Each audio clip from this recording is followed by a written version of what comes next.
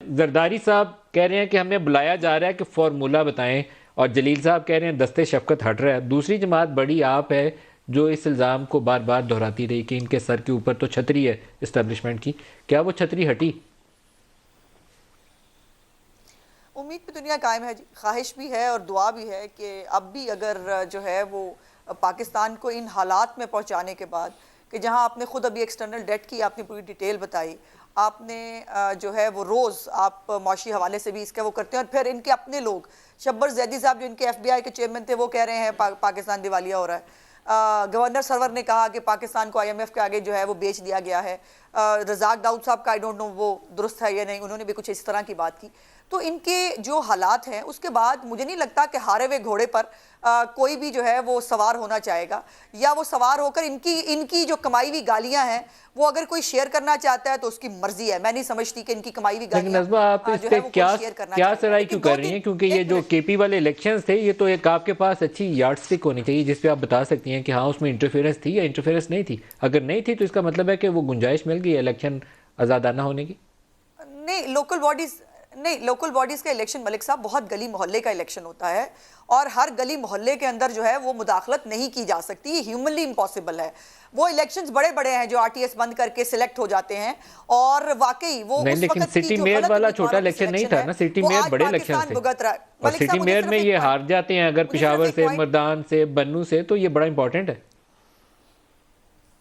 Sir मैं सिर्फ अपना पॉइंट मेक करना चाहती हूँ, वो ये है कि पेशावर के इलेक्शन के अंदर भी चूंकि वो डायरेक्ट इलेक्शन था और हर गली मोहल्ले के अंदर से, और हाँ पोलिंग जो है टर्नआउट बहुत अच्छा था, जिसके ऊपर लोगों ने इस वक्त जो मैं कह रही थी, जो मैं पिछली तो अभी बात पूरी करना चाह रही थी कि इसको आप एक मिड टर्म रेफरेंडम कर लें, इसको आप कोई जो है सर्वे कर लें।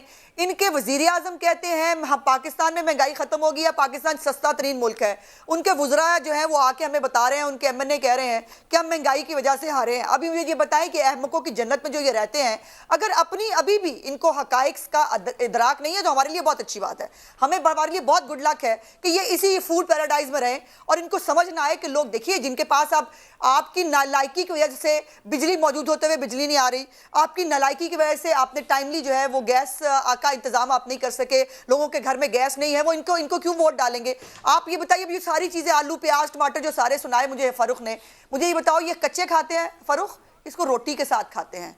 नहीं, वो नंबर्स उन्होंने ठीक बताए होंगे, ये SPI का वीकली डेटा इसी तरीके से चेंज होता है। लेकिन ये जो जरदारी साहब कह रहे हैं कि मुझे फार्मूला कह रहे हैं कि आके दो हमारी मदद करो, ये फार्मूला के लिए तो एक ही जगह से पैगाम आता है। मेरा सवाल अभी भी कायम है कि वहां से कुछ तब्दीली आई है जहां से आप लोग इंतजार में थे कि तब्दीली आए? हमें नहीं मालूम। वो जरदारी साहब के साथ किसी ने फार्मूला तय करना हो तो हम नहीं कह सकते। हमारा एक ही फार्मूला है, हमें इस मुल्क के अंदर फ्री एंड फेयर इलेक्शन चाहिए और फौरी तौर पर चाहिए। यह हुकूमत जितना अरसा रहेगा पाकिस्तान के लिए उतने खतरनाक हैं। पाकिस्तान के इशारे देख लीजिए, अभी पेट्रोल की प्राइस का बता रहे थे, पेट्रोल की प्राइस गिरी है इंटरनेशनल मार्केट में। आपके मुशीर खजाना कह चुके हैं मैंने लेवी 30 रुपए पर लेके जानी है, तो आप किस को पागल बना रहे हैं?